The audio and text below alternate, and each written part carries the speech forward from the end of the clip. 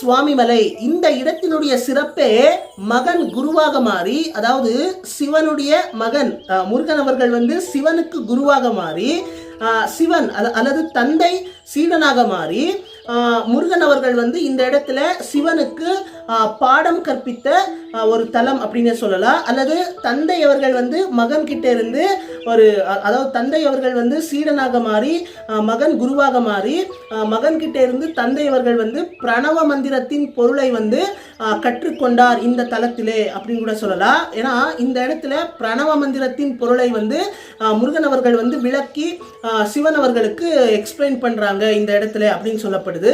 அதாவது இந்த இடத்துல மகன் அவர்கள் அதாவது நம்மளுடைய முருகன் அவர்கள் சிவனுக்கே குருவாக மாறி, சிவன் முருகனுக்கு சீடனாக மாறி, சிவன் இந்த இடத்துல முருகன் கிட்ட இருந்து பாடம் கற்றுக்கொண்ட ஒரு தலம் அப்படின்னு